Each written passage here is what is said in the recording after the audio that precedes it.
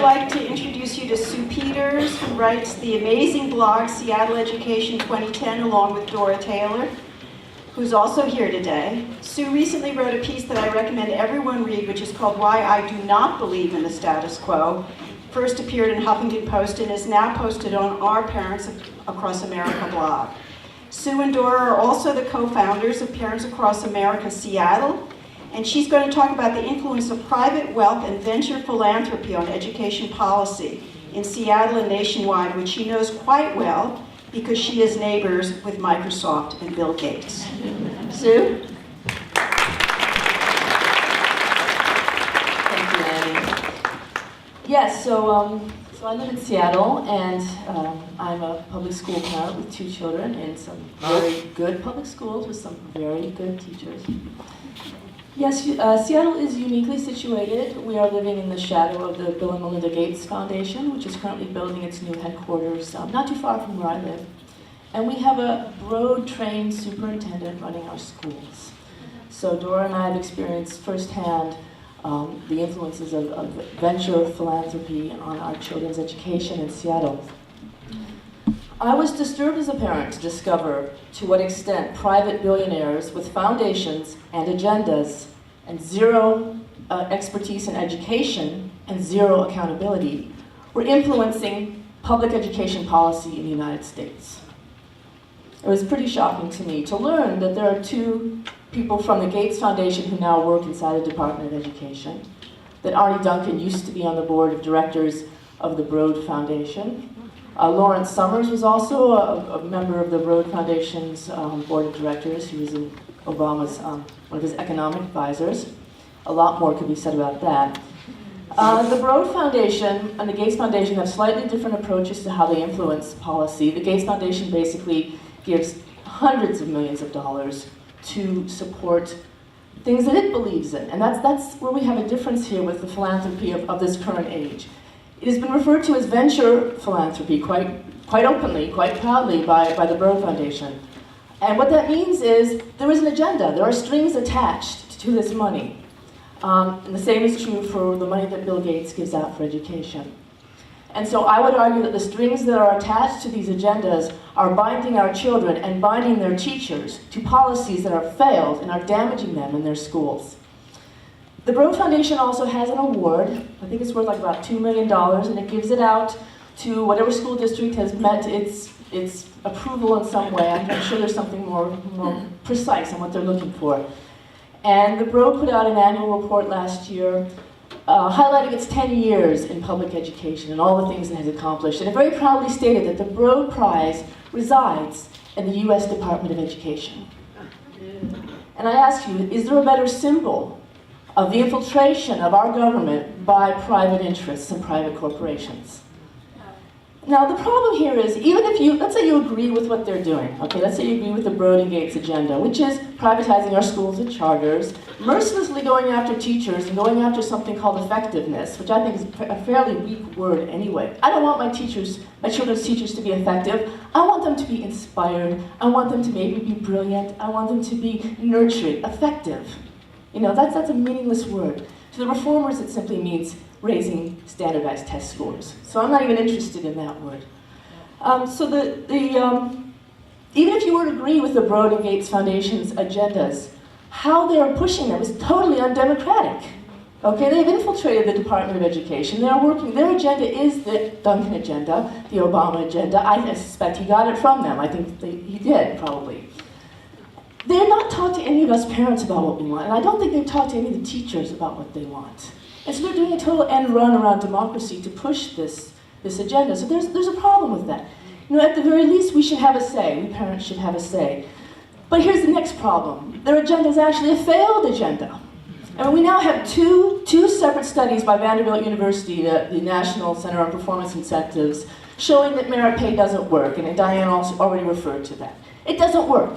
And yet Bill Gates has put $335 million investing in merit pay as of last year. I wrote a letter to him, an open letter to Bill Gates, which went in the Huffington Post. I said, Bill, I basically said, why are you throwing good money after bad? Okay? I don't have a problem with wealthy people investing in things that are trying to help people. But if they're investing in things that are doing damage, then they really ought to stop and think, is this the best use of my money? And I do have a problem with the fact that in this nation, we seem to equate wealth with knowledge. All right? And that's a mistake. And it's a very damaging mistake. I would love to see school districts, I would love to see people say, school districts say, you know what? No, I don't want your grant, Mr. Gates. I don't want your grant, Mr. Broad. I don't want your superintendent, Mr. Broad. Okay? Even though our schools are suffering, we don't have much money, we do have a sense of integrity. We do have a sense of, we know what is good for our children in our schools. And we don't think a billionaire from Los Angeles, a billionaire from Redmond, who's, pretty good with computer stuff, but we don't think that you should be deciding what goes on in our children's schools. We don't think you have any right to tell us what a good teacher is. All right? I wish we had the strength to say that. And unfortunately, in this economy, it is hard to turn away money, but I think we need to do that. I honestly think we need to do that. And as far as the Broad residents go, the Broad Foundation, they have this superintendent residency program, or academy, where they train superintendents to basically look at schools as like a business. Principals are CEOs. I'm not sure what our children are in that equation, whether they're widgets, products, workers, I'm not sure. But they train them to think a certain way. And then they place them throughout the country. Here's their map. And some of us have compared this to like measles appearing on the map. And they proudly say we've got all these superintendents placed throughout the country. We've also got these Broad residents who are these other people they train, and they get them placed in school districts. And they start off by helping to pay the salary of the Broad residents, and then gradually the school districts have to absorb those salaries. And they're all pushing the same agenda. So in Seattle, we have a Broad superintendent. Sure enough, she tried to bring in merit pay. Sure enough, she snuck in Teach for America, and I have to say, I can't leave our school board off the hook. We have a rubber stamping majority who go along with everything that she wants. So we now have Teach for America has been allowed in, and then we heard that last week she had a secret meeting with her mayor to talk about charters. You know who's at that meeting? Okay, I've got to confirm this. I have it from a good source, but I do need to confirm it. But the mayor, the Gates Foundation, someone from Microsoft, the Chamber of Commerce, nobody from the school board. We still have a democratically elected school board.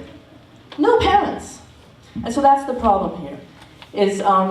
We also don't have charters in Washington State, by the way. We're one of the only states that do not have them yet. But I can tell you, you can believe that the Gates Foundation and the Broad Foundation are very interested in changing that. And some of us are trying to at least have a say in that. So I'll leave you with this one thought, and it all boils down to this as a parent. Why should Eli Broad and Bill Gates have more say as to what goes on in my child's classroom than I do? Yes.